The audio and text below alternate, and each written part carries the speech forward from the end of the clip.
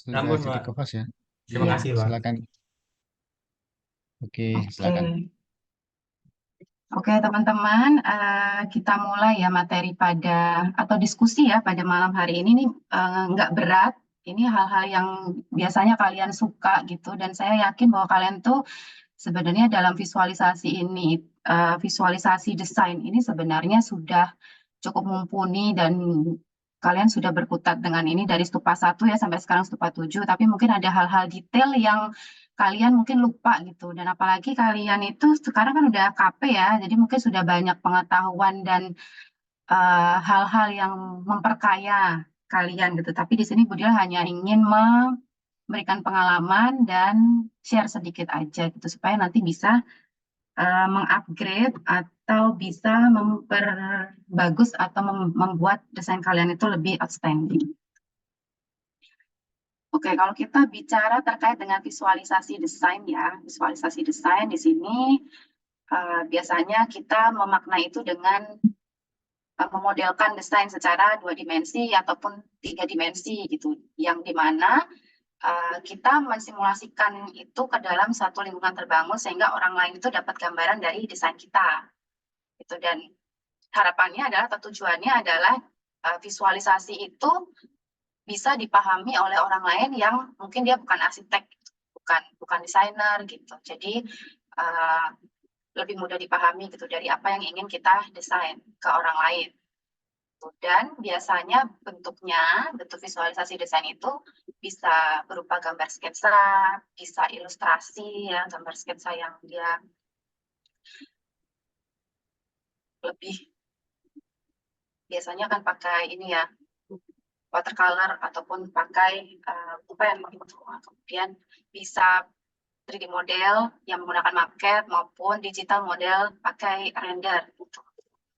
Nah, kemudian seiring berkembangnya waktu, dia itu punya perkembangan-perkembangan. Yang dulu awalnya visualisasi desain arsitektur itu dia menggunakan sketsa, baik sketsanya itu pensil, pen maupun watercolor gitu. Kemudian dia berkembang lagi menjadi satu ilustrasi yang gabungan dari sketsa dan foto.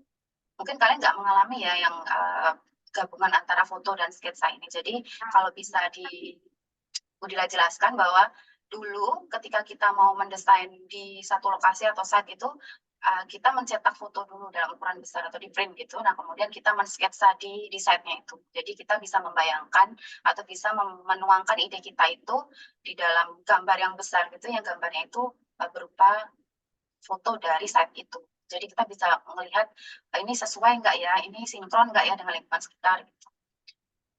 Kalau yang seperti ini mungkin sekarang sudah nggak familiar ya, tapi di beberapa tempat masih dipakai walaupun jarang. Nah, kemudian berkembang lagi pakai maket atau prototype gitu ya, 3D model menggunakan maket yang bentuknya fisik. Kemudian berkembang lagi selama 10 tahun terakhir ini pakai 3D render yang realistik. Itu yang sekarang kalian mengenalnya tuh dengan gambar perspektif menggunakan computerized gitu. Oke, untuk perkembangan render sendiri sekarang itu sangat esensial atau sangat penting ya. Kenapa? Karena sekarang dengan berkembangnya teknologi yang kita punya, komputer dan software dan sebagainya, itu menjadi sesuatu hal yang mendukung kita sebagai seorang desainer untuk memvisualisasikan desain kita ke orang lain gitu. Nah, kenapa itu jadi penting? Yang pertama adalah itu sangat mudah untuk bisa atau lebih mudah ya untuk spot the issue atau kita bisa misalkan memperkenalkan kemiringan atapnya itu sekian loh, kemudian komposisi warna, tekstur dan proporsi itu jadi lebih realistis dengan menggunakan 3D render gitu.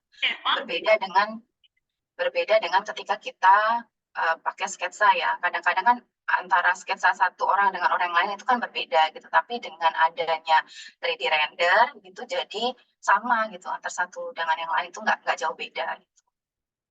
Nah, kemudian yang selanjutnya adalah penyampaian ide jauh lebih mudah ketika desain itu telah divisualisasikan. Jadi ketika kita mau menyampaikan satu ide, konsep kita tone warna yang mau kita pakai, material yang mau kita pakai itu jauh lebih mudah gitu.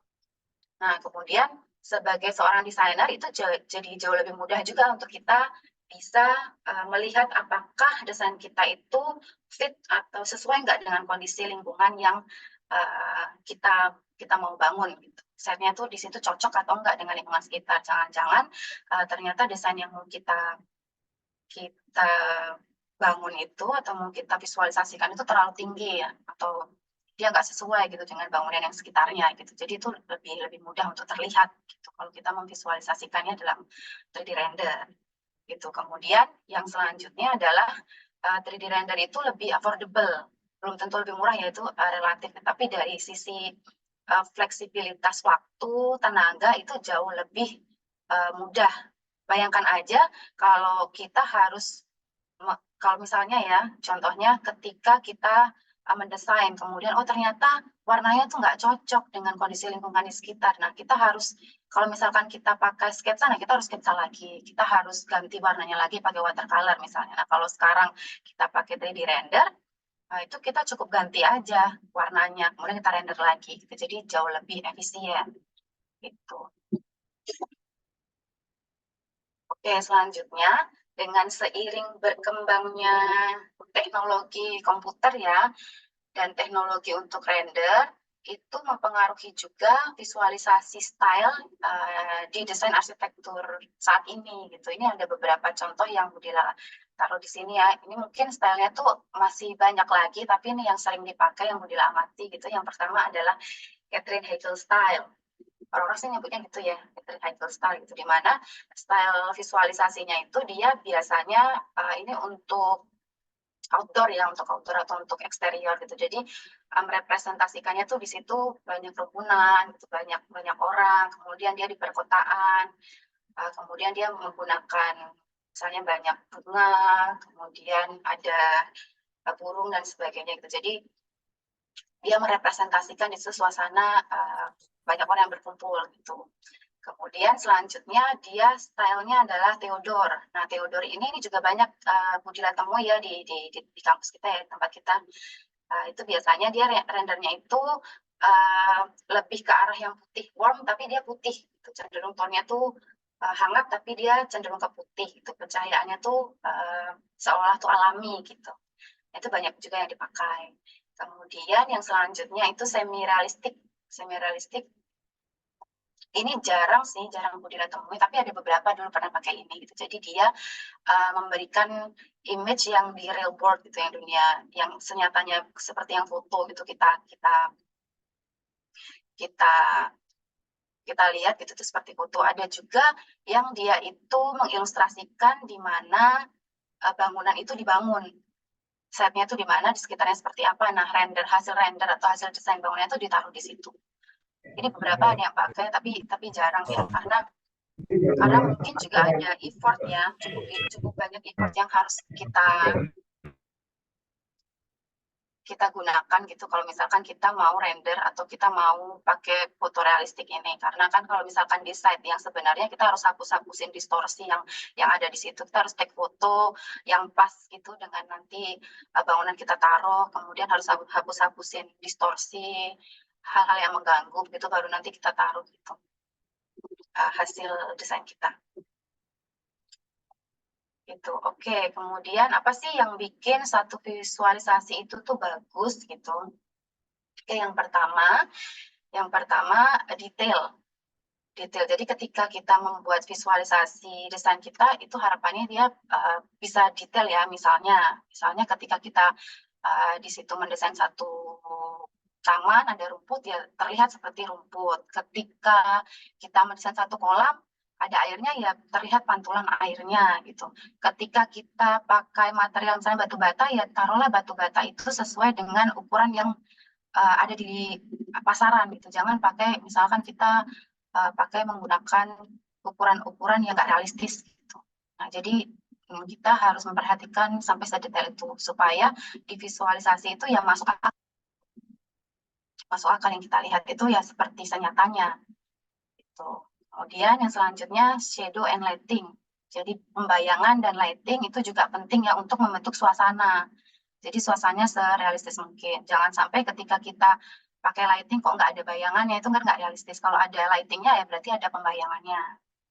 Gitu. Kalau misalkan ada matahari dia menyinari satu objek, ya itu harus ada pembayangannya. Gitu.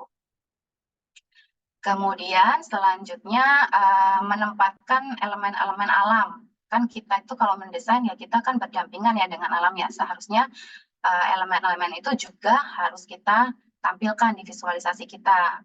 Itu seperti ya ada vegetasi, kemudian ada awannya, ada langit, gitu. Kemudian vegetasinya juga tidak monoton, nggak cuma satu, gitu, tapi ada beberapa, gitu. Jadi terlihat itu senyatanya, terlihat seperti suasana yang nyata yang mata kita itu familiar dengan itu.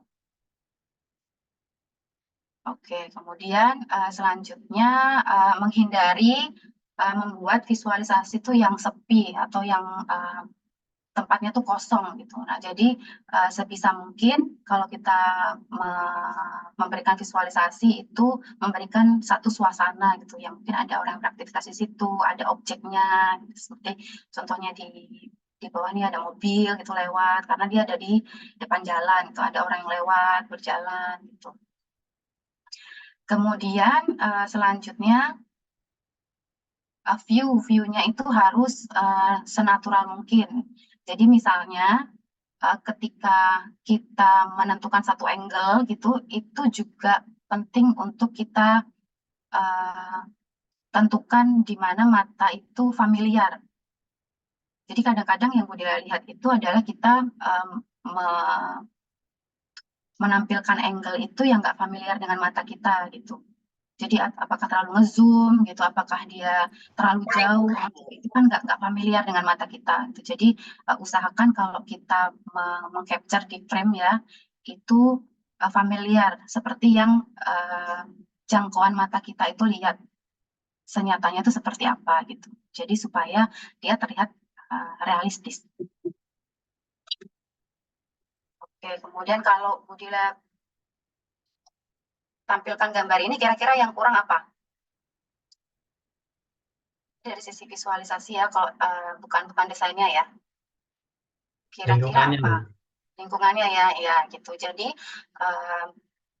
ini udah ada awannya gitu ya, ini udah ada pembayangannya, matahari gitu. Tapi kalau kita memvisualisasikan seperti ini kan kayak nggak nyata gitu, kayak dia tuh ada di entah di mana gitu. Nah kalau kita memberikan lingkungannya ya, seperti misalkan mungkin dia ada di depan jalan, kemudian ada pohon, vegetasi dan lainnya, dia akan kelihatan lebih realistis. Jadi mata kita itu melihat ini tuh familiar gitu.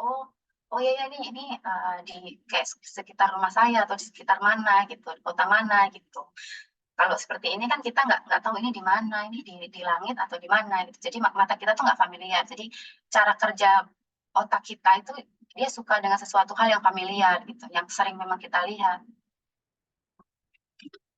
Oke, kemudian selanjutnya kalau yang ini kira-kira apa?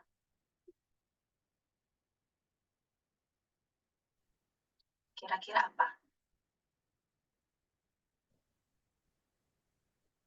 Terlalu dekat tuh. Iya betul, terlalu dekat. Ya, jadi kalau misalkan kita mau capture itu usahakan tadi ya seperti yang Budya sudah sampaikan, itu usahakan seperti mata kita tuh melihatnya seperti apa yang familiar gitu. Jadi jangan terlalu dekat, jangan terlalu jauh, jadi pas gitu framingnya tuh pas dengan kertas atau ukuran yang memang sudah ditentukan. Gitu. Oke, terima kasih, good job teman-teman. Nah, contohnya ini kalau ini udah cukup bagus ya. Jadi kita ini familiar gitu dengan mata kita. Jadi ketika kita misalnya contohnya kalau di interior tuh kita jangan terlalu nge-zoom juga karena itu juga nggak familiar dengan mata kita. Mata kita tuh melihat satu objek tuh gimana sih? Gitu kan ngelihatnya nggak langsung nge-zoom gitu kan. Nah, tapi ngelihatnya ya seperti apa yang mata kita itu lihat, lensa mata kita tuh lihat gitu. Itu kayak kemarin kalau di eksterior dilengkapi ya dengan vegetasi itu jalan sehingga itu terlihat realistis. Nah ini beberapa contoh interior ya. Jadi kalau misalkan kalian menampilkan interior Tadi catatannya adalah seperti apa yang mata kita lihat. Kalau kita buka pintu, kita masuk ke suatu ruangan, itu kan kita bisa melihat semuanya kan, ceilingnya kita bisa melihat, tuh. Kemudian objek meja, kursi itu kita bisa lihat. Nah, kalau misalnya kita mau menampilkan visualisasi interiornya itu juga harus kelihatan gitu. Kecuali kalian ingin menjelaskan tentang furniturnya, itu nggak apa-apa. Ngezoom di furniture aja. Tapi kalau misalkan mau memberikan visualisasi tentang interiornya, ya berarti kita harus menampilkan interior itu selayaknya jangkauan mata kita itu terima, seperti yang familiar, itu seperti itu. Sehingga terkesan lebih realistis. Oke, gitu. Mungkin Pak Yon bisa menambahkan ya, gitu, atau mungkin langsung bisa ke slide selanjutnya. Teman-teman, kalau misalkan ada pertanyaan bisa di kolom chat dulu ya, nanti sesi tanya jawabnya di akhir aja. Gitu Pak Yon.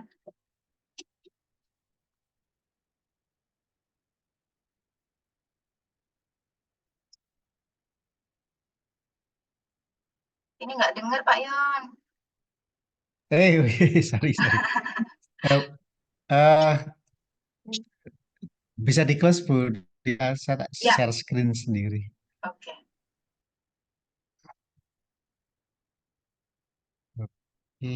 Oke, oke, saya lanjut ya. Bentar.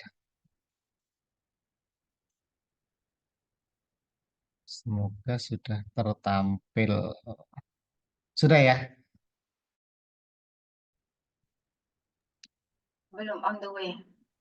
Belum ya? Oke, udah. Oke ya, udah. Oke ya, jadi saya mulai yang disampaikan Bu Dila. Jadi setelah rekan-rekan semua berhasil memvisualkan ya objek eh, apa desainnya. Tadi Bu Dila sudah cerita banyak bagaimana membuat dan memvisualkan dengan baik dengan berbagai macam pendekatan dan gaya gitu ya. Termasuk bagaimana merepresentasikan lingkungannya, menambahkan objek-objek skala seperti pohon, kemudian ada sosok manusia, kemudian ada vegetasi, mungkin burung dan lain-lain ya. Nah, setelah semua sudah didapatkan, eh, PR selanjutnya adalah bagaimana kita membuat satu presentation board ya atau poster presentation gitu ya. Dengan tujuannya adalah bagaimana kita mengemas ya, mengemas apa itu, mengemas eh, karya kita itu supaya bisa dikomunikasikan pada orang lain. Terkadang kemasan itu difungsikan untuk misalnya kita ikut desain competition ya, lomba desain yang di aturannya kita biasanya dibatasi hanya paling hanya 4 lembar misalnya gitu ya, ukuran misalnya katakanlah ukuran A2 atau A3 begitu. Nah, PR-nya adalah bagaimana kita menuangkan gagasan kita itu dalam lembar yang terbatas begitu ya, bisa compact, bisa enak dilihat, eh, dan memikat juri kan gitu ya. Beda cerita lagi ketika kita akan memasang eh, presentation board itu pada saat katakanlah ujian tugas akhir atau mungkin akan dipasang di galeri begitu ya. Ini masing-masing punya apa ya, punya cara, punya strategi sendiri dan bagaimana kita memastikan bahwa nikmat gitu ya, penonton atau yang pengunjung ataupun siapapun yang tertarik dengan materi tersebut bisa menikmati dengan baik, mengerti kontennya, bisa paham, bisa clear, bisa jelas gitu. Jadi di tulisan ini adalah presentation board adalah alat yang digunakan untuk menampilkan desain project ya. Jadi apa yang kita ya ada desain itu sendiri, ada prosesnya, bagaimana misalnya metodenya gitu ya. Kemudian juga visi-visi proyek tersebut. Jadi ini eh, ada dua hal ya. Jadi satu bagaimana eh, poster ini bisa mengkomunikasikan desain, tapi poster ini ada sesuatu yang harusnya dia artistik gitu ya. Saya bilang kepada mahasiswa tingkat eh, awal gitu ya, di awal semester. Jadi kalau Anda bikin poster presentation ya, kalau bisa ya seperti seolah-olah poster itu kalau ditempel di ruang atau di kamar kos misalnya gitu bisa jadi semacam hiasan gitu ya. Jadi indah dan enak dilihat kan gitu. Kira-kira begitu. Eh, nah, secara visual itu yang penting yang harus Anda perhatikan terlepas dari konten ya. Yang penting adalah bagaimana Anda memilih jenis huruf atau tipografi ya, dan kedua layout gitu ya. Nah, tipografi itu apa? Ya, tipografi adalah seni bagaimana Anda memilih bentuk huruf dan mengatur tata letaknya agar tercapai kesan yang diinginkan dan menciptakan kenyamanan membaca yang optimal. Misalnya kita memilih font yang terlalu kecil gitu ya. Nah itu dalam jarak 1 meter kita bisa lihat dengan kan membuat yang membaca itu harus mendekat gitu kan atau harus merubah letak kacamatanya misalnya gitu ya. Nah itu menurut ya, secara teoritis itu tidak bagus gitu ya. Jadi bagaimana Anda memilih ukuran, bagaimana Anda memilih jenis huruf itu menjadi sesuatu yang penting. Nah, sebagai pelengkap gambar arsitektur, kita perlu memilih huruf yang satu simpel ya, yang dua jelas gitu ya. Jelas itu ya ukuran, kemudian desain font tersebut itu kira-kira kalau dia cetak dalam bentuk hitam putih, dicetak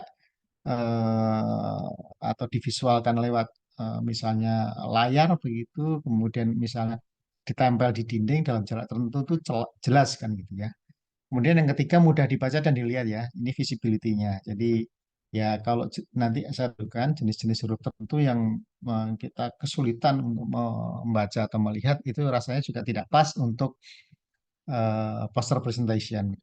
Yang keempat, tidak menjadikan lebih dominan terhadap gambar. Jadi terkadang kita saking antusiasnya untuk menampilkan judul ataupun grafis yang lain, itu jangan sampai malah mengganggu fokus kita untuk mendesain yang Anda buat itu ya. Jadi sekali lagi bahwa teks tulisan itu hanya sebagai penjelas pelengkap gitu ya, untuk menjelaskan gambar, bukannya dia lebih dominan dibandingkan gambar tersebut.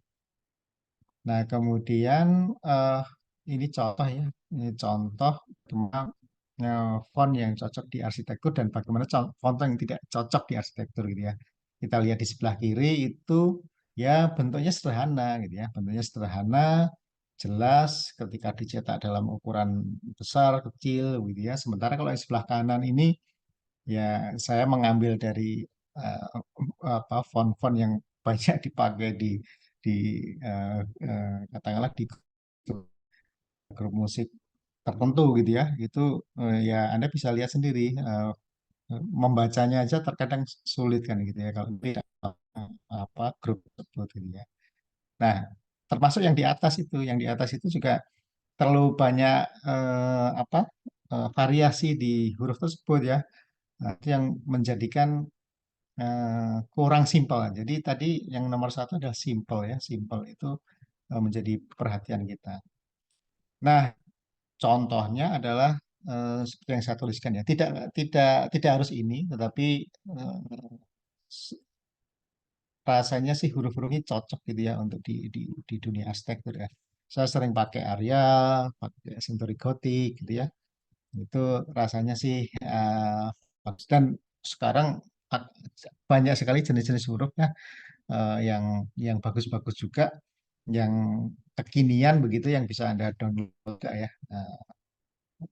tanpa atau di luar dari template yang ada di eh, aplikasi atau di software Anda gitu. Nah, terus pertanyaannya adalah monoton dong Pak gitu ya. Mungkin tidak gitu ya, karena Anda bisa memberikan beberapa variasi ya, jadi tebal tipis besar kecil, mungkin Anda inverse gitu kan, atau Anda menambahkan beberapa elemen kecil gitu ya di di objek tersebut, saya rasa sudah cukup gitu ya. Sekali lagi bahwa eh, teks ini hanya sebagai penjelas pelengkap gitu ya dari objek gambar yang sudah Anda buat. Nah, kemudian yang penting kedua adalah layout. Nah, ini yang sering kali mahasiswa eh, saking mungkin buru-buru atau mungkin eh, belum memahami apa teori atau ilmunya sehingga gambar-gambar desain yang bagus tetapi tidak tertata dengan baik itu akan menjadikan kesan yang tidak baik juga karena contohnya begini, contohnya dalam kompetisi desain ya, juri itu akan menghadapi ratusan atau mungkin bahkan bisa jadi kalau kompetisi internasional ya itu mungkin bahkan ada ribuan lembar yang harus dilihat oleh juri gitu ya. Nah, kalau desain Anda bagus tapi layoutnya berantakan itu mungkin juri akan tidak melirik desain Anda gitu ya. Karena beberapa pola penjurian itu ya gambar itu sekian banyak itu ya ditata atau ditebar, saya sebut kadang nyebutnya begitu ya, ditebar dalam satu meja besar atau mungkin di lantai. Dan juri akan keliling-keliling melihat mana yang menjadi perhatian mereka begitu ya. Nah, kalau Anda sudah mendesain bagus tapi Anda tidak bisa memvisualkan dengan baik ya rasanya akan terlewatkan oleh mata juri kan gitu ya. Jadi eh, layout sangat penting gitu ya. Tadi Anda sudah bisa memvisualkan desain dengan baik, tapi kalau ditatanya tidak baik, rasanya akan sangat sayang. Nah, dalam layout yang penting adalah eh, Anda harus punya pola ya. Jadi pola itu terbantu oleh garis bantu gitu ya. Nah, kita sebut grid gitu ya, walaupun pola itu sekarang berkembang tidak harus polanya grid ya, tapi sebagai template dasar adalah ada garis bantu grid. Yang kedua adalah bagaimana kita fokus pada sesuatu ya, fokus. Apa yang mau ditampilkan ini. Jadi Anda punya project apa yang menjadi tekanan atau keunggulan apa itu yang ditampilkan lebih dominan daripada yang lain. Yang ketiga adalah bagaimana pola penyajiannya.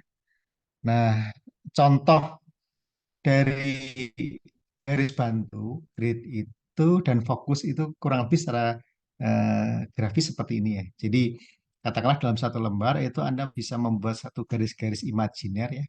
Tidak harus benar-benar tidak harus digarisi, tetapi garis maya begitu, imajiner yang akan membagi gambar-gambar tersebut atau lembar tersebut menjadi beberapa bagian yang misalnya contoh ini ada blok khusus untuk gambar, kemudian ada area khusus untuk ya. Jadi ada area-area yang memang eh, dikelompokkan. Sama seperti Anda kalau mau melihat koran ya atau surat kabar ya, kalau surat kabar fisik maupun surat kabar digital itu juga Anda kan bisa melihat bahwa teks dan gambar itu tersusun oleh kolom-kolom yang rapi gitu ya. Nah, seolah-olah seperti itu. Nah, ini beberapa contoh yang ditampilkan. Kita bisa melihat bahwa poster ini kalau kita lihat itu juga terbagi-bagi menjadi beberapa area begitu ya, beberapa blok dan garis imajinernya Anda bisa garis mayanya Anda bisa lihat garis merah garis putus-putus ya. Jadi sebelah kiri katakanlah itu area judul dan kemudian area latar misalnya garis sebelah kanan visual 3D-nya, sebelah kiri lagi apa, misalnya ada analisa tapak, ada zoning, ada apa, itu terbagi-bagi menjadi bagian-bagian seperti ini. Nah, ini contoh lagi ya, jadi kita bisa melihat bagaimana eh, apa yang membuat poster itu bisa membagi gambar-gambar itu menjadi satu kelompok-kelompok yang eh, tertata dengan baik. Nah, secara secara teori sederhana ini ada beberapa pola ya. Yang pertama sebelah kiri itu adalah grid yang tadi kami sampaikan di depan bahwa ya sudah lembar itu dibagi-bagi menjadi dengan garis-garis gitu ya, vertikal, horizontal gitu ya. Ada juga yang single image ya. Jadi sebenarnya fokusnya adalah satu gambar besar gitu, entah itu di tengah atau di tepi, kemudian ada beberapa gambar pendukung, kan, kira-kira begitu. Jadi mungkin polanya juga bisa radial atau mungkin juga pola yang lain ya, tapi ada satu gambar yang dominan begitu ya. Yang ketiga adalah blended. Blended ini ya gabungan ya. Jadi ada pola yang tertata rapi menurut aturan grid, tapi juga ada pola-pola yang lebih acak, lebih bebas, tapi secara keseluruhan menjadi satu kesatuan atau unity yang bagus. Nah, contoh placement dan zoningnya mungkin seperti ini ya. Jadi kata kuncinya adalah memang Anda itu harus runtut gitu ya, urut gitu ya, urut gitu ya. Jadi kita lihat di gambar sebelah kiri kan ada project title, ada judulnya gitu ya. Kemudian setelah judul kan orang itu kan eh, kita kan seperti membaca koran tuh kan kita urut ya. Headline-nya apa, kemudian kita ada eh, eh, judul, kita baca halaman 1, kemudian bersambung ke halaman 4 misalnya kita balik gitu ya. Itu kan menunjukkan bahwa sesuatu itu harus urut. Nah, ini juga begitu, poster itu juga harus urut. Nah, mulai dari judul, mungkin juga ada informasi institusinya, nama, NIM, dan segala macam. Habis itu kemudian, nah ini apa sih? Ini poster apa sih? Nah, mungkin ada cerita tentang background lah atau konsep gitu ya. Kemudian ada kajian-kajian lebih mendalam, analisis gitu ya. Kemudian barulah kita bicara denah gitu ya. Ada satu kelompok bicara denah, ada tampak, elevation, ada section potongan gitu ya. Kemudian ada yang disebutkan main rendered shot gitu ya. Jadi artinya eh, kita tuh menampilkan visual 3D yaitu exterior interior yang paling the best lah. Gitu ya, tadi Budila menyampaikan beberapa teknik pengambilan angle gitu ya, yang kira-kira tuh yang paling menarik gitu ya. Jadi dari berbagai macam render yang Anda lakukan, Anda cari angle yang the best gitu ya, kemudian yang akan bisa merepresentasikan karya Anda dengan baik, ya udah itu taruh di situ gitu ya. Sementara visual 3D yang lain itu sebagai pendukung. Kira-kira begitu. Nah, ini beberapa contoh saja bagaimana layout ya. Jadi misalnya contoh sebelah kanan itu kan ada judul, kemudian ada misalnya katakanlah nama NIM, ada logonya arsitektur UMS misalnya begitu. Kemudian di sebelah kiri ada bicara tentang tapak ya, lokasi, site, ada data-data misalnya gitu ya. Kemudian nanti ada sebelah kanan itu mungkin ada konsep gitu ya, filosofi dasar bangunan tersebut apa. Kemudian baru sebelah kiri ada penjabarannya, entah itu zoningnya, entah itu program ruang, entah itu apa detail-detail, kemudian material dan lainnya. Baru bahkan di sini sekitar 50% halaman diisi dengan objek yang memang betul-betul dibahas gitu ya. Jadi ini mau cerita apa sih ini kan? Ini mungkin cerita tentang satu gedung uh, di pusat kota sebagai pusat seni budaya gitu ya. Dia ingin menceritakan bagaimana kegiatan misalnya apa event-event yang kaitannya dengan seni budaya itu bisa ditampilkan atau dilakukan di dalam gedung ini. Jadi dia dia gambar yang ditampilkan adalah section ya, potongan gitu ya, potongan memperlihatkan jumlah lantai, kemudian apa yang bisa dilakukan itu bahkan sampai ke underground, ke basement ataupun pada konektivitasnya dengan lingkungan sekitar. Kira-kira begitu. Contoh lain sama ya, ini lebih kepada interior juga sama. Jadi eh, apa sih yang mau ditampilkan dari interior ini gitu ya? Jadi kelebihannya apa misalnya gitu ya? Itu tampilkan secara secara besar dalam bentuk visual gitu dominan. Kemudian misalnya mungkin dari judul, kemudian informasi, bahkan itu mungkin kaitannya dengan masa, eh, perletakan dan lain-lainnya. Jadi yang penting adalah urut gitu ya.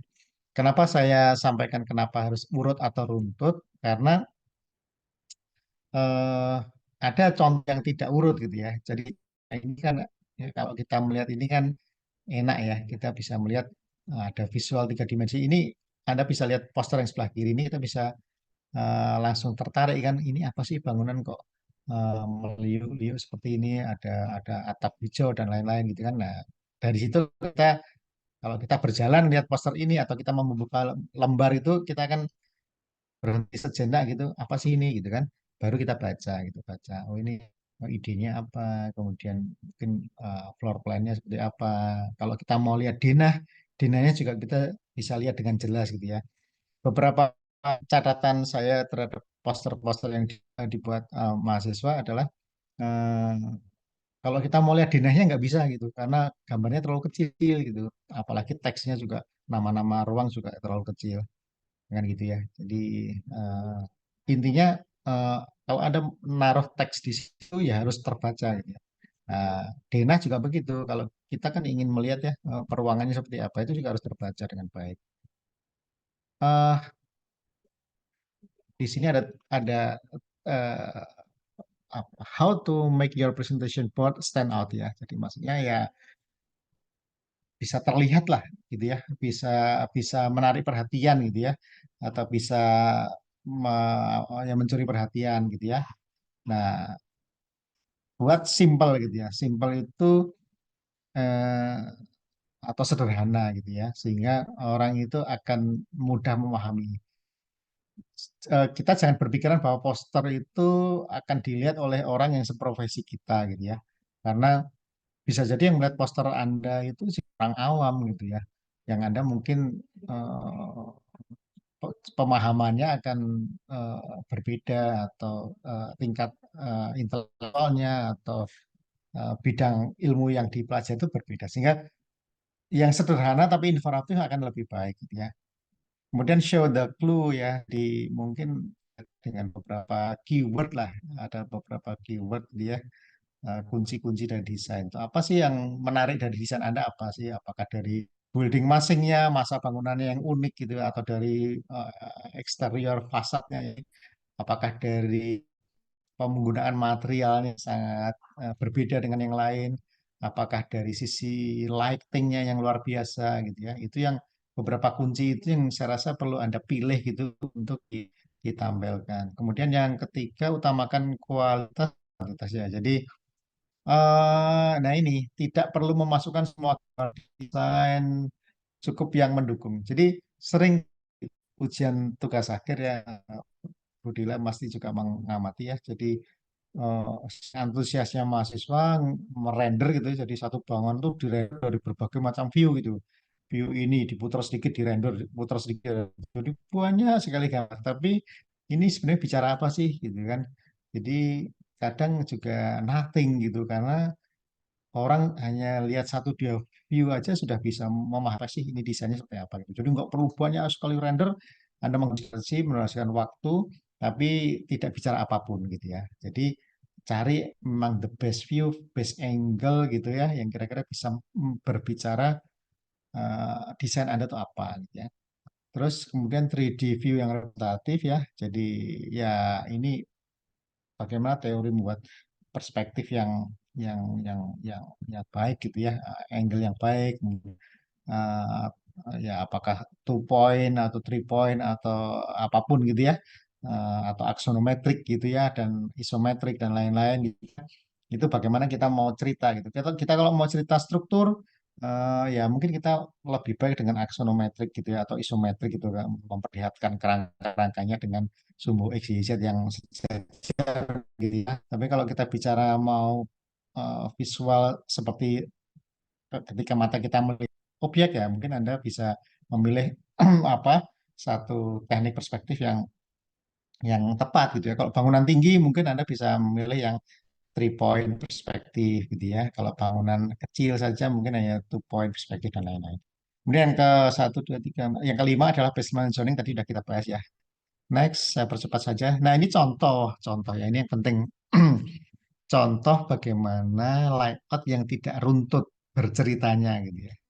Jadi ini salah satu karya mahasiswa UMS gitu ya. Jadi oh, Anda bisa lihat nih di ini ada poster presentation yang cerita tentang gedung parkir di Masjid Zayed. Ceritanya gitu ya. Jadi kita tahu sama ada satu proyek Masjid Zayed yang given gitu, tahu-tahu ada ting di situ gitu kan. Ada hadiah dari nah, Uni Emirat Arab gitu ya, di lokasi yang eh, ya di sana kan gitu ya, ini begitu ya, di kawasan perkampungan padat gitu. Sekarang problematika eh, salah satunya adalah parkir. Nah, ini mahasiswa tersebut mendesain tempat parkir begitu ya, di sana. Cuman saya tidak akan bicara desainnya, tetapi bagaimana menyajikan posternya ini. Jadi Anda kalau lihat menulis eh, judul, saya rasa juga eh, oke cukup ya. Kemudian identitas mahasiswa tadi ditulis di bawah gitu, jadi agak terpisah gitu. Lebih baik ya udah judul, institusi, identitas mahasiswa itu satu paket gitu di atas gitu ya. Kemudian bicara problem atau permasalahan itu malah di tengah gitu ya. Tahu-tahu sudah bicara konsep di atas gitu ya. Padahal harusnya bicara tentang problematikanya apa, baru bicara tata tapaknya seperti apa gitu ya. Nah, kemudian eh, ya solusinya lompat gitu ya ke bawah. Itu ada solusi-solusi teks dan lain-lain. Habis solusi lompat, langsung bicara desainnya di kanan atas tapi campur-campur gitu ya. Ada gambar visual dari atas, perspektif, ada apa yang di apa itu dicampur dengan apa montase atau apa namanya itu ya, dicampur-campur gitu tapi jadi gado-gado gitu ya. Gado-gado artinya kita ini gambar ini mau bicara apa sih gitu ya. Bicara visual koridor atau bicara area parkir apa nggak ngerti gitu ya. Sebelah kanan itu nggak ngerti. Bahkan blok plan-nya pun juga terselip di tengah gitu ya, ditumpuk-tumpuk dengan eh, gambar yang lain yang kita nggak ngerti dia mau bicara apa kan gitu ya. Nah, gitu. Terus kalau mau tahu denahnya kayak apa ya, denahnya kecil, kecil aja di situ kanan. Kalau mungkin kita melihat peruangannya kita nggak jelas, ukuran juga mungkin nggak jelas. Terakhir visual bangunannya keseluruhan seperti apa sih? Nggak jelas juga gitu. Karena di gambar bawah itu memang ada gambar yang agak besar ya. Saya sih sering menyarankan mahasiswa, udahlah gambarnya sekitar 50% tuh yang supaya kita bisa lihat visual desain Anda seperti apa. Nah, di mahasiswa ini dia membuat visualisasi di bawah, tapi nggak ngerti ini sebenarnya mau cerita gedung keseluruhan atau bicara signage gitu ya. Nah, gitu ya, karena yang dominan adalah tulisan apa apa ya intinya signage atau letter gitu ya, letter di pagar depan gitu ya. eh, Rahmatan lil alamin, eh, area gitu ya. Nah, ini mau cerita apa sih? Dunia mau cerita signage-nya kan gitu ya. Nah, itulah eh, mungkin desainnya keren, bagus, tetapi ketika meramunya jadi satu visualisasi yang tidak baik itu saya rasa juga akan merugikan Anda itu dalam tanda kutip juga akan menjatuhkan Anda gitu ya karena dosen atau mungkin juri atau mungkin stakeholder ketika melihat ini tuh pesan Anda tuh nggak tersampaikan dengan baik gitu ya. Urutannya tidak baik, kemudian visualisasinya juga tidak baik. Walaupun mungkin hasil rendernya bagus ya. Tadi yang dengan Budaya tuh apa momen Anda mau render itu sangat bagus, tapi tidak bisa meramunya dalam satu visual yang bagus ya buat apa kan gitu ya. eh ini saya sandingkan ya, saya sandingkan visualisasi yang tadi dibuat oleh mahasiswa, satu mahasiswa kita, dan juga visualisasi yang lain yang di saya nggak tahu nih Bu Dila mengambil dari mana. Tapi akan kita bisa lihat ya dari si kerapihan, pola grid yang terbentuk, kemudian plotting, mungkin urutannya, tingkat keruntutannya informasi mulai dari data tapak, kondisi visual sekitar dan lain-lain itu kita bisa melihat bahwa otomatis lah kita lebih nyaman melihat kanan daripada yang kiri. Nah, ini yang siswa pelajari eh, eh, perbedaan-perbedaan ini dan mungkin bisa mencoba perlahan untuk mencoba mengaplikasikannya. Ini ada beberapa contoh, saya rasa mungkin tidak perlu saya bahas lebih jauh ya.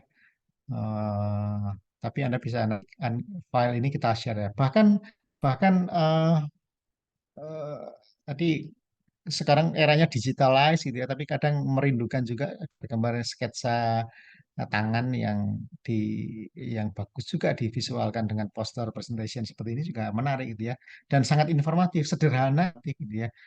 Anda bisa lihat sebelah kiri dengan black and white version, kita sudah clear gitu. Apa sih ini kan?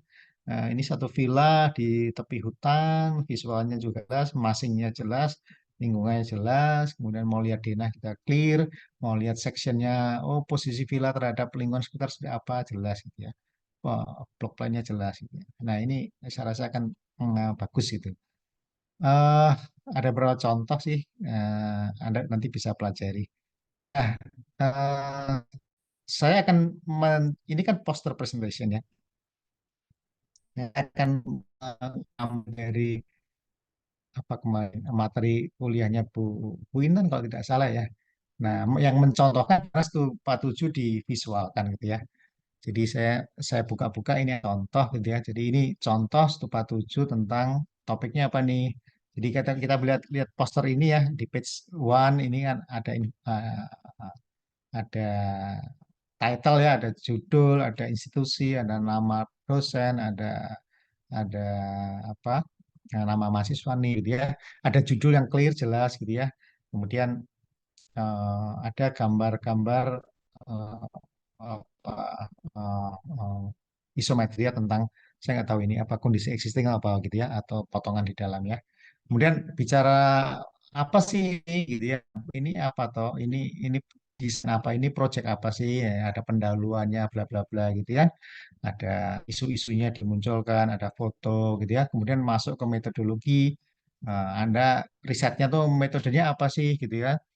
Nah, ini cerita di situ, kemudian habis itu apa sih ini ada data-data ya, mungkin data-data existing gitu ya, ada iluminasi existing, bla bla bla gitu, ada tapak dan lain-lain. Kemudian next ada simulasinya ya, simulasinya ini kan mensimulasikan atap ya, bukaan pada atap ya. Jadi oh ini mungkin gedung olahraga yang gelap begitu ya, kemudian dicarikan solusi, idenya adalah mencari solusi karena mendesain atapnya yang lebih bisa membuat suasana terang dengan bukaan tertentu gitu ya, ada double pitch roof, ada single pitch roof, bla bla bla gitu ya. Nah, seterusnya kemudian di visual di analisis ya dengan software gitu ya, dengan bentuk-bentuk tadi kemudian keluar grafiknya. Anda bisa lihat nih kan penyajiannya kan rapih ya, ada grid-grid tertentu, kemudian ada hierarki atau urutan gitu ya, tipenya visualnya eh, atap seperti ini, kemudian hasil-hasil secara grafis, sorry, secara grafik itu seperti apa, kemudian hasil eh, contour mapping ya, ini namanya contour mapping, cahaya itu di floor plan seperti apa, kemudian transmisi cahaya di dalam ruang itu arahnya seperti apa, itu kan disajikan dengan runtut informatif gitu ya. Kemudian ada analisa, hitung-hitung, bla bla bla, perhitungan dan lain-lain. Kemudian sampai pada kesimpulan dan pada visual akhir ya, final final rendernya gitu ya. Anda bisa membandingkan mana eh, apa solusi yang terbaik. Kemudian Anda bisa bisa penikmat atau pembaca gitu bisa melihat oh seperti ini ya hasilnya kira-kira begitu pada saat malam hari kayak apa, pada saat siang hari seperti apa gitu ya. Nanti Anda bisa lihat ya kan materi-materi ini sudah di-share ya. Saya rasa saya tidak akan perpanjang, tapi ini ada contoh lagi yang juga bagus ya. Eh, di lembar depan ini the best view mungkin diambil gitu ya. The best view tadi ada objek, ada skala-skala, ada orang, ada burung, ada pohon gitu ya, ada langit yang ini the best view-nya. Kemudian ini prosesnya yang Anda bisa lihat bagian grafis dan secara teks gitu ya. Anda bisa lihat pemilihan fontnya juga. Fontnya sederhana saja gitu ya. Mungkin ini Arial aja gitu ya, pakai Arial, Arial Black gitu, Arial Nero gitu. Nah, Anda bisa lihat bahwa simple, sederhana, tapi enak dilihat gitu ya. Anda bisa lihat ini dan terusnya ya sampai bagaimana. Walaupun ini gambar ini campur-campur ya, tapi kita bisa lihat pembagian kolom-kolomnya, apa maksud saya pembagian gridnya ya, gridnya itu sehingga dia terkelompok menjadi kita bicara tentang fasilitas, bicara tentang integrasi sensori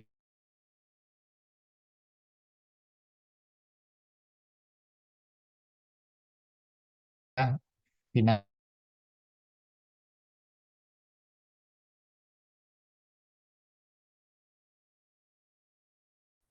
Oke, kira-kira begitu dari saya. Mau ke Budila kalau ada tambahan Budila.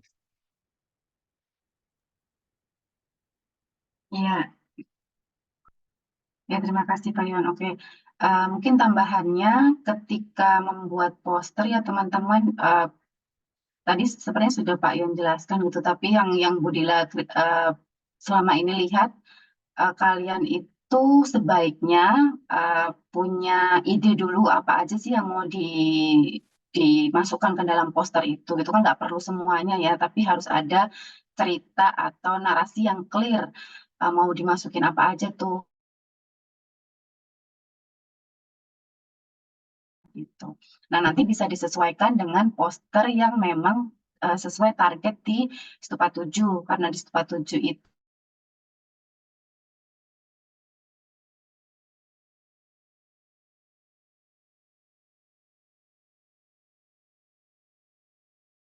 kemudian mungkin datanya seperti apa, nah itu bisa disesuaikan, bisa divisualisasikan dan ditaruh di poster gitu. Itu Pak Yan. Oke, makasih Mas tambahan dari Budila. Jadi betul bahwa semacam kalau di dunia perfilman itu kan juga ada semacam kayak storyboard gitu ya, storyboard. Jadi eh, kita pilih itu informasi apa sih yang penting-penting yang akan diceritakan gitu ya. Kemudian diseleksi, diseleksi, kemudian dipilih mana yang akan diinformasikan, mana yang penting, mana yang tidak penting ya di skip gitu, yang penting. Nah, baru setelah ketemu beberapa poin tinggal diurutkan gitu ya, dimasukkan dalam media, ditata kan gitu ya. Jadi memang ya memang itu satu pekerjaan sendiri, satu seni sendiri gitu. Jadi kalau rekan-rekan mahasiswa sekarang mungkin mendengarkan yang kami sampaikan, Budila dan saya sampaikan itu, waduh ini satu kerjaan sendiri itu, padahal materinya saja belum siap. Ya, ya itulah memang satu satu satu tugas yang memang andai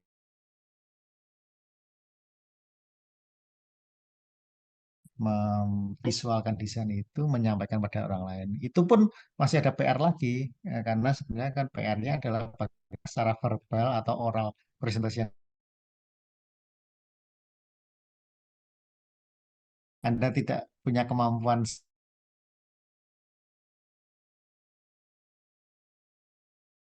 stakeholder lain,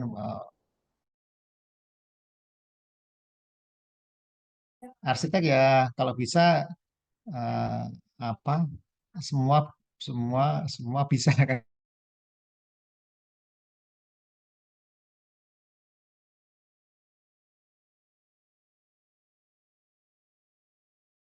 bisa Anda dapat. Ya kira-kira begitulah. Budila, monggo silakan. Ya, oke. Teman-teman, apakah ada pertanyaan dari apa yang sudah disampaikan Pak Yon maupun Budila tadi? Ada feedback mungkin atau mungkin ada diskusi gitu, mungkin bisa disampaikan di sini.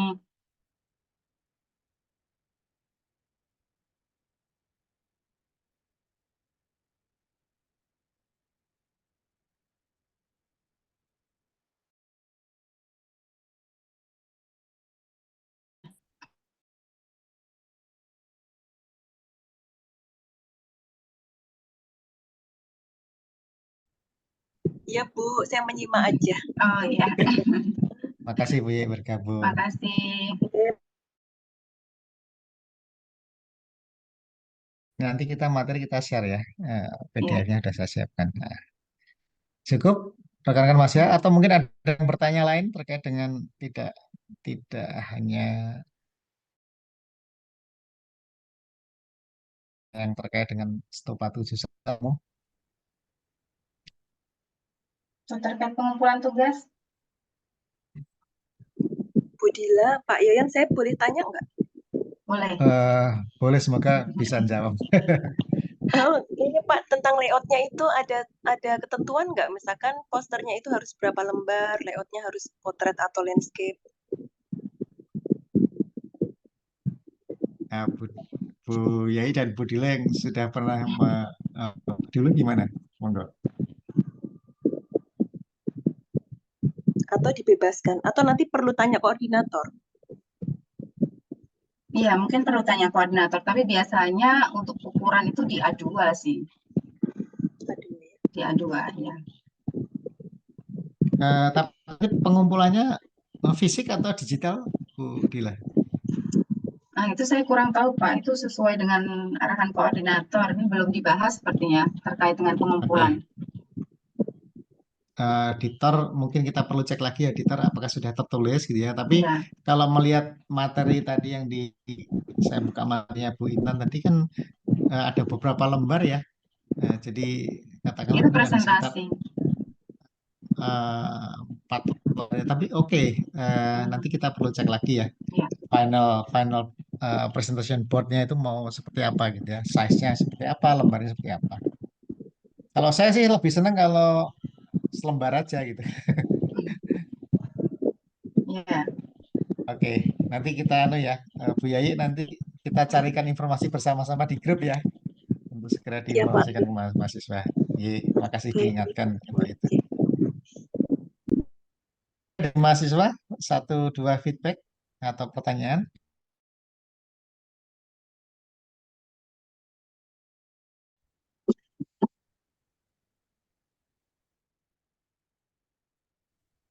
Tes, maaf Pak Yuyun, apakah suara saya terdengar Ya, nggih? oke, masuk. Oh nggih, sebentar. Saya berganti kamera dulu nggih. Ya, oke, Oh, sampun ya Pak nggih. sudah. Oh iya, tadi niki Pak mungkin sebentar sambil setting kamera. Niki untuk teman-teman yang MBKM dan juga teman-teman yang reguler nggih. Mungkin saya tadi maaf terlambat join Pak. Ini saya izin bertanya tadi terlambat karena barusan perjalanan menuju Solo dan tadi terhambat oleh cuaca yang kurang support untuk perjalanan. Nah, menika Pak dari teman-teman MBKM dan reguler kita tadi untuk terkait dari output event, kalau dari poster tadi berarti teman-teman yang MBKM di sini mungkin lebih ditekankan nih Pak, karena di sini tadi juga membahas dari poster tersebut. Jadi karena MBKM itu yang saya terima informasinya niku adalah hanya poster mawon. Jadi untuk mungkin di situ lebih ditekankan dari isi-isi dari Stupa Tujuna di poster tersebut ya Pak. Mungkin itu yang saya tanyakan untuk teman-teman MBKM ini nantinya.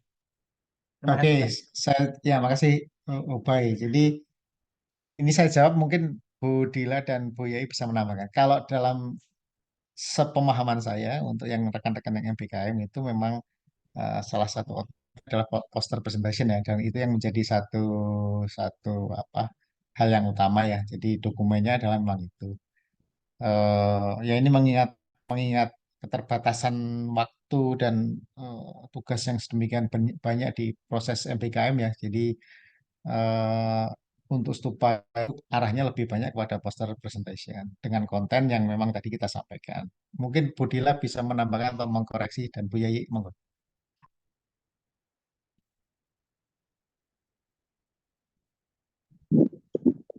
Saya mungkin sedikit izin menambahkan Pak Yoyo. Iya, Bu Yayi. Kalau seingat saya sih ada apa namanya beberapa luaran itu yang agak berbeda antara MPKM dengan yang reguler. Karena dari Bu Indra kelihatannya ada permintaan khusus untuk yang reguler. Kalau saya tidak keliru. Jadi kemarin juga beberapa mahasiswa MPKM itu tanya apakah luarannya itu ada video, ada gambar desain development, ada poster gitu. Tapi ya betul yang disampaikan Pak Yoyan tadi, kelihatannya memang seingat saya untuk yang MPKM itu hanya poster. Tapi saya kurang tahu yang reguler karena apa namanya ada ketentuan-ketentuan sendiri kalau tidak salah dari Bu Indra itu. Kelihatannya nanti perlu ditanyakan lagi. Gitu Pak. Tapi kalau untuk yang mungkin saya menambahkan aja kalau yang MBKM kelihatannya juga hanya pengumpulan poster ya Pak Yoyon. Saya mungkin perlu Iya, didiskusikan lagi juga itu. seingat saya begitu sama gitu ya. Iya, Jadi memang tidak ada karena ujian gitu tapi pengumpulan poster. ya, dan saya kelihatannya juga sepakat dengan Bu Yai bahwa yang teman-teman yang reguler memang target atau apa yang harus dikumpulkan lebih lebih banyak gitu ya. Iya, Dugaan saya sih ya pasti ada dokumennya, teks gitu, kemudian ada gambar gitu ya. Entah itu gambar itu eh, lebih pada gambar pradesain atau lebih gambar-gambar yang lebih teknis, kemudian juga eh, mungkin ada poster juga, kemudian juga ada video juga kan gitu ya. iya. Kemungkinan akan seperti itu. Gitu ya, Ubay ya. Bu Dila ada tambahan? Oke, Pak Yoyon, terima kasih. Bu Yayi, Mungkin nanti terima kita kasih Bu Yayi. Oke. mungkin nanti kita konfirmasi lagi ke Bu Indra Pak minggu depan Ya, ya oke, terkait oke. dengan outputnya. Iya. Oke, oke. Nah, ini ada Termasuk untuk pertanyaan. untuk waktu pengumpulan ya Bu Dila ya. Jadi mungkin kalau Iya, misalkan betul. kalau saya selama ini menekankan ke teman-teman yang MBKM itu yang penting sebelum yudisium. Jadi untuk saat memasukkan nilai itu semua produk itu sudah ada gitu.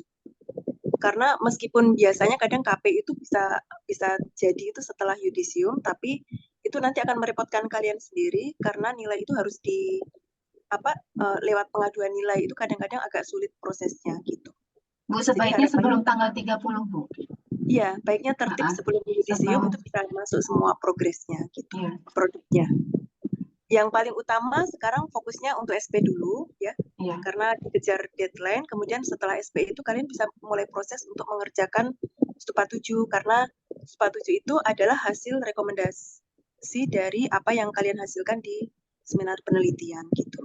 Jadi kelihatannya nanti sebagian hasil dari result and discussion atau analisis dari SP itu nanti akan masuk ke dalam poster. Iya. Gitu nggih? Iya. Dan laporan MPKM juga harus segera diselesaikan. Oke, mungkin seperti itu Oke. ya. Oke. Mudah-mudahan semuanya masih tetap semangat ini. Amin. Semangat. Ya, jadi kan ada mahasiswa yang saya bimbing kan memang dia menganalisis satu bangunan ya yang katakanlah dia punya pendekatan bangun hijau misalnya seperti itu ya. Nah, kemudian hasilnya setelah dianalisis tidak tercapai katakanlah begitu ya. Nah, dalam stupanya adalah bagaimana membuat satu desain sehingga eh, kriteria bangunan di situ tercapai gitu. Jadi membuat beberapa alternatif desain ya. Nah, kira-kira seperti itu. Nah, jadi nanti produknya di tempat uji ya beberapa alternatif desain untuk mencapai satu kriteria bangunan hijau gitu ya. Sementara di SP-nya adalah ya analisis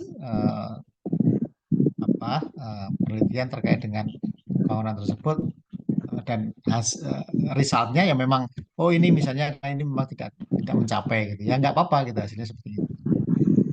Itu ya, Ubay, cukup ya. Oke, Pak Yoyon, ya mungkin Oke, bisa diterima Pak. Ada Ye. Oke, makasih. Satu lagi pertanyaan sebelum kita tutup. Sudah jam 9, hampir jam 9. Ada di kolom chat, Pak. Oke, Oki ya. Permisi Pak, izin bertanya, jika berdasarkan materi malam ini, apakah untuk penataan layout dan kualitas visual yang disajikan nanti bisa memberikan dampak ke nilai ya? Dampak itu bisa, menurut saya bisa langsung atau tidak langsung ya. Jadi saya menganalogikan ketika kita bisa katakanlah kita ikut sayembara desain gitu ya, kita bisa memvisualkan desain kita dengan sangat baik gitu ya. Ketika desain itu masuk ke proses penjurian gitu ya, itu akan memikat dalam tanda kutip ya memikat hati juri untuk melihat uh, dokumen Anda lebih jauh gitu ya. Nah, ini kan sebenarnya kan secara tidak langsung kan berpengaruh pada bahwa oh ya juri akan memasukkan poster Anda tuh dalam kriteria misalnya semifinalis gitu apa gitu ya. Tapi kalau visualisasinya berantakan mungkin karena saking banyaknya lembar gitu mungkin di skip sama juri gitu ya, masuk kotak gitu ya, kotak yang tereliminasi kan gitu. Jadi sebenarnya secara tidak langsung itu kan berpengaruh juga pada satu penilaian. Nah, tapi mungkin dalam secara formal dalam dalam eh, nanti dari koordinator kita konfirmasi apakah visualisasi ini menjadi bagian dari poin penilaian secara langsung atau tidak, nanti kita akan konfirmasi. Tapi secara tidak langsung tadi yang saya sampaikan itu akan berpengaruh gitu kan, berpengaruh pada kesan karena impresi kesan itu akan mempengaruhi kita. Seperti Anda ketika memvisualkan desainnya sebenarnya bagus, tapi Anda mengambil angle yang tidak tepat, maka gagasan ide Anda yang bagus tadi itu nggak tersampaikan ke penilai kepada dosen gitu ya. Karena Anda salah mengambil angle, salah mengambil apa atau menempatkan kelebihan Anda itu tidak ditempatkan dengan baik gitu. Karena tertutupi oleh yang lain gitu ya. Nah, kira-kira begitu. Ya, semoga terjawab. Ada bahan mungkin dari Budila? Ya, oke Pak. Saya setuju dengan apa yang Pak Yon sampaikan ya. Jadi secara tidak langsung ataupun secara langsung tuh bisa terjadi gitu. Contoh katakanlah kita output yang kita tuju itu adalah poster gitu. Kalau misalkan kita tidak menata storyboard kita dengan baik, nanti informasinya tidak tersampaikan gitu. Jadi misalnya kita punya konsep, kemudian metode, kemudian visualisasi, kemudian beberapa gambaran desain. Nah, kalau kita menaruhnya di poster itu acak-acakan, nah orang yang mau melihat itu kan tidak bisa mengklasifikasikan informasi atau nggak bisa melihat informasi itu secara penuh gitu. Jadi itu akan mempengaruhi penilaian gitu karena berantakan kelihatannya. Jadi informasinya itu nggak runtut gitu. Jadi bingung orang mau melihat gitu. Contohnya seperti itu. Jadi sebenarnya visualisasinya bagus tapi penataannya nggak bagus. Nah jadinya akan mempengaruhi bagaimana orang itu menilai gitu. Karena dia jadi nggak bisa ambil apa informasi penting atau apa yang sebenarnya ingin disampaikan gitu. Ya, betul ya, yang disampaikan Budila. Jadi ya artinya mau tidak mau ada harus bikin yang bagus kan gitu ya, yang bagus, yang keren gitu. Ya. Selain kontennya memang keren, keren, tapi visualnya juga harus keren kan. Ya. Oke ya, sudah jam 9 kurang sedikit. Saya rasa cukup ya Budila, Bu Yai. Oke, Ya, cukup. nggih, matur nuwun atas kehadirannya Bu Dila, Bu Yai, dan mungkin Bapak Ibu dosen yang lain yang mungkin tidak terdetek di layar ini. Makasih kehadiran rekan semua. Jadi saya mengharapkan semangat baik teman-teman yang status usia yang reguler dan teman-teman yang MPKM yang mungkin dalam minggu-minggu ini baru pada berdatangan gitu ya, kembali ke habitatnya, ke kampus kan gitu ya. Dan ya semangat lah dalam eh, awal tahun ya di tahun baru, semangat yang baru. Kira-kira gitu ya. Baik, terima kasih semuanya. Saya tutup. Assalamualaikum warahmatullahi wabarakatuh. Waalaikumsalam warahmatullahi wabarakatuh. Waalaikumsalam Terima kasih, warahmatullahi Pak. Terima kasih. Terima kasih semuanya ya. Terima kasih semuanya. Saya izin saya end meeting.